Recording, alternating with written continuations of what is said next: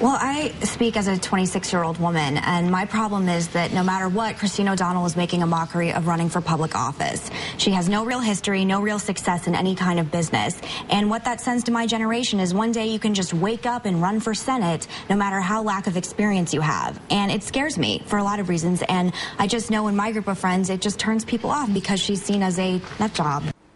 It was Meghan McCain speaking this Sunday. Since then, Christine O'Donnell's campaign has responded. They said, quote, Christine overwhelmingly won her primary battle against the establishment candidate, so Ms. McCain's vast experience in politics and running for office probably won't influence many Delawareans of any age to listen to her latest rant. On the more vicious side was the response from conservative bloggers today. As Media Matters compiled today, much of the conservative bloggers' criticism did not focus on Meghan McCain's stated opinion at all, but rather something much more personal and petty. Joining us now for the interview is Meghan McCain, columnist with the Daily Beast and author of Dirty, Sexy Politics, her campaign memoir. Meghan, thank you so much for coming back. Yeah, thank you for having me on. Let me get your response, first of all, to these conservative bloggers who attacked you today. I know a little bit about your response because I saw what you posted on Twitter, which I thought was perfectly snarky. Thank you. But what do you want to say back to those folks, if anything? You know, I love my job and I love my life, and I expect this to sort of happen. 2 years ago, there's always scandals. I'm over when women may say anything in any kind of public forum. It automatically goes back to what they look like and how much I weigh. I just don't know at what point these people are going to know. It no longer bothers me, but I worry about young women. I got a lot of young women followers, teenagers. I worry about little girls that are reading my column and reading this stuff, and what it says to them. It means don't speak out because, God forbid, my weight is criticized again. And again, it's so old. This is like the oldest thing ever. So old. I feel like it's like, whoa, back in junior high. And the reason, it's never surprising when politics go back to junior high level, but what is surprising is that I feel like on the right, particularly around Sarah Palin's candidacy and her continued ascendancy in the party, so much of the right's defense of her has been defending her from supposedly sexist attacks on the left.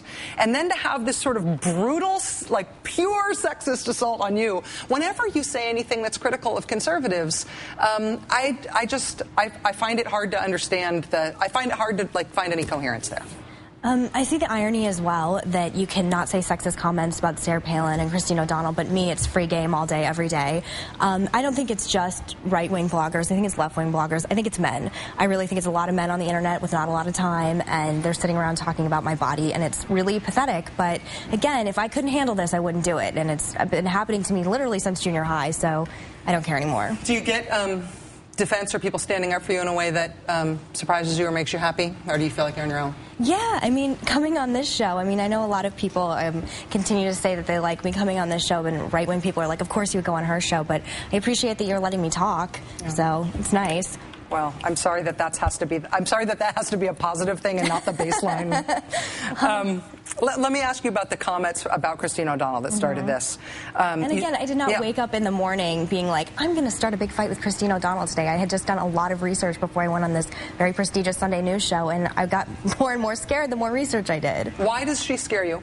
Because she has little to no qualifications to be a principal, let alone to be a senator. I mean, it's the ethics complaints. It's the bizarre social things that she thinks she has secret information about China that's going to take over America. In any other context, in any other election, this would be a joke.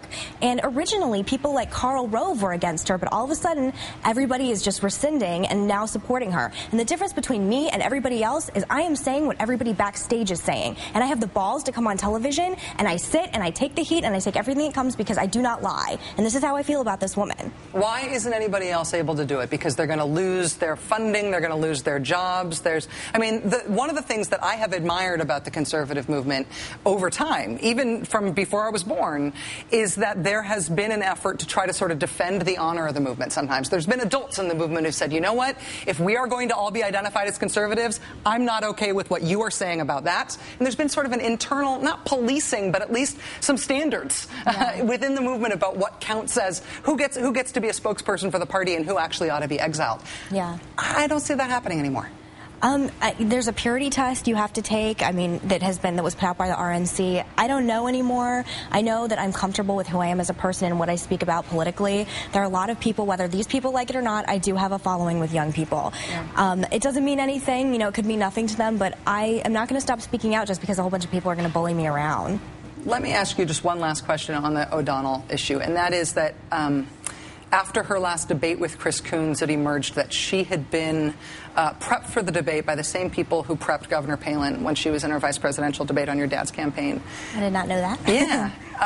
And it just made me wonder if there is continuity, if you're seeing any continuity between Governor Palin's ascendancy in politics and sort of this year's slate of candidates. Are there lines to draw, are there dots to connect between what happened with her as a vice presidential running mate for your dad and what's happening now?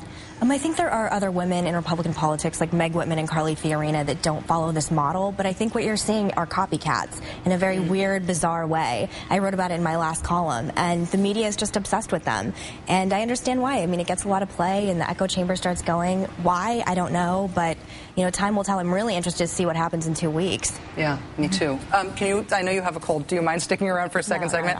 One of the things that we have talked about in the past that I know you're very passionate about is gay rights. Your dad is back in the news on the issue of Don't Ask, Don't Tell. I'd love to have some of your response to that, so if you could stick with us. Great. Sure. Meghan McCain, the author of Dirty Sexy Politics, is our guest for the interview tonight. We'll have more with her in just a moment. Please stay with us.